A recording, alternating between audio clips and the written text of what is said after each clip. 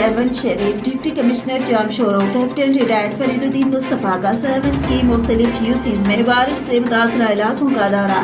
तफसीलात के मुताबिक deputy commissioner Jamshoro captain retired Fariduddin Mustafa, assistant commissioner 7 Abdur Rahim Qureshi के हमरा यूसी जहांगारा और यूसी बाजारा के बारिश से मुतासरा इलाकों का दौरा करके मुतासर शुदा लोगों से मुलाकात की और बरसात के सबब नुकसानात का जायजा लिया।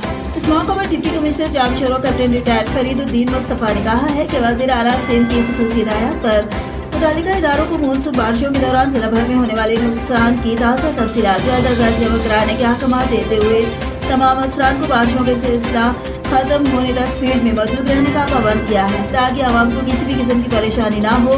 ये बारिशों का सिलसिला जो 5 जुलाई से शुरू हुआ है अभी तक जारी है। हुकूमत सिंध की हिदायत पर 800 से 1000 टेंट और राशन बैग्स मुतासरा इलाकों में दिए गए हैं और मजीद भी 3500 टेंट और राशन बैग्स देंगे।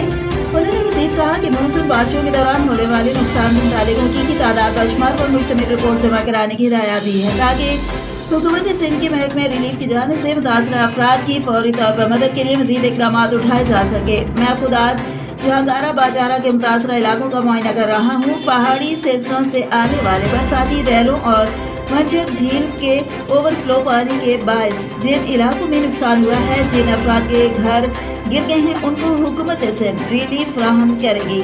इसके अलावा थाना बोला खान तोम करचाक में भी जो इलाके मुतासर हुए हैं उनको बाकायदा रिलीफ दे रही हैं और देंगे। कबल ऐसी deputy commissioner Jamshoro captain retired Fariduddin Mustafa ने लाल बाग पर दरख्तों के काटने का जायजा लेते हुए सख्त कानूनी कार्रवाई के अहकाम भी जारी किए। मज़ीद खबरों और अपडेट्स के लिए देखते रहिए टुडे न्यूज़ एच।